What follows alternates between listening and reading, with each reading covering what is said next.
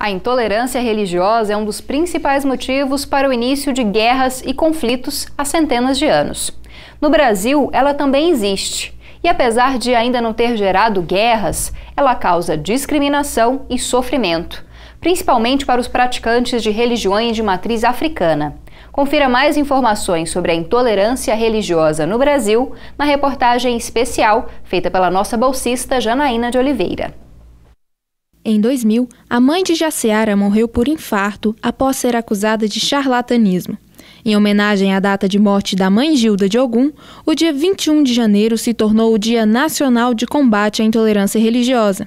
Hoje, a militância da filha é referência internacional. Ela teve a imagem dela maculada pela Igreja Universal do Reino de Deus, pegaram a foto dela e colocaram numa matéria: macumbeiros, charlatões, lesam o bolso e a vida de clientes.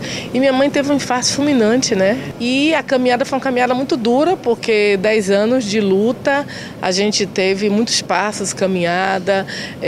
Outro avanço maior foi ter conseguido o dia 21 se tornar o Dia Nacional de Combate à Intolerância Religiosa. No Brasil, a intolerância religiosa é subnotificada. Essa é a conclusão de um relatório feito em 2015 por diversos órgãos de combate à intolerância religiosa no país. Uma discrepância foi identificada entre os números registrados em órgãos estaduais do Rio de Janeiro e dados nacionais. Pelo Disque 100 do governo federal, 697 casos foram registrados entre 2011 e 2015. O estado do Rio de Janeiro ficou entre os maiores índices, mas com apenas 39 casos ao longo desse tempo.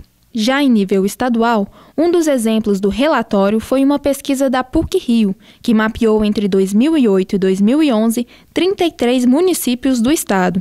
430 relatos de intolerância foram identificados apenas contra religiões de matriz africana, e de todos os casos, apenas 58 foram julgados pela Justiça. Tudo é colocado no descrédito, a gente não é ouvido, nossos direitos não são respeitados. Então a gente ainda está nessa luta, né, de fazer a denúncia e da gente continuar com o processo, porque não basta só fazer a denúncia, não basta só virar número. O Disque Direitos Humanos divulgou que os adeptos à Umbanda e Candomblé são os que mais sofrem intolerância religiosa no Brasil.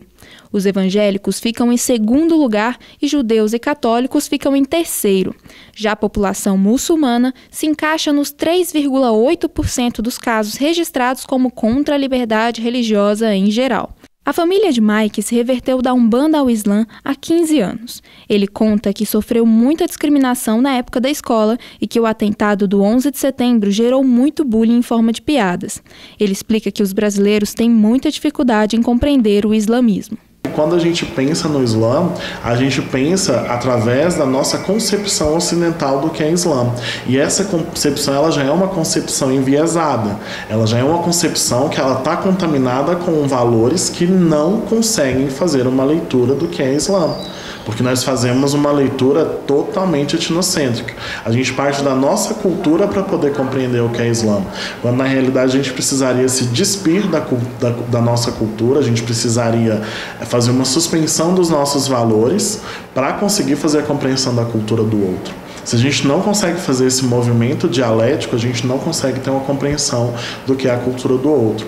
Isso vai fazer com que a gente tenha comportamento de intolerância, vai fazer com que nós sejamos fanáticos, seja o fanatismo dentro do islamismo, seja o fanatismo dentro do cristianismo, dentro do judaísmo ou de qualquer outra expressão religiosa.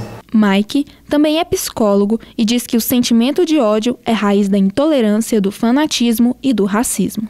A intolerância, ela é a expressão do ódio, né? E esse ódio ele vai poder ser direcionado para diversos grupos, como, por exemplo, relacionado às questões raciais, mas também não se limita apenas às questões raciais. A gente vai ter o ódio em relação ao que é feminino ou considerado feminino na sociedade, que a gente vai chamar de misoginia. A gente vai ter o ódio em relação às minorias sexuais, que no Brasil a gente chama de LGBTfobia. A gente vai ter ódio em relação a pessoas de outras nacionalidades, né, que vai ser a xenofobia.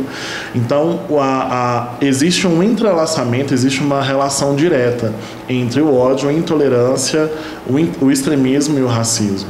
Apesar dos números ainda pequenos, só a possibilidade de notificação dos casos de intolerância já é resultado do fortalecimento de políticas públicas que surgiram a partir das reivindicações do movimento negro brasileiro a partir dos anos 70. Nós precisamos estar aliados, Umbanda, Candomblé, Ifá, seja qual for a nação que se diz, mas unir e que o preconceito maior está dentro das próprias nossas religiões, onde cada um quer ser melhor do que o outro, enquanto não somos. Cada um tem o seu diferencial, mas nós cultuamos a mesma coisa que é a natureza sagrada.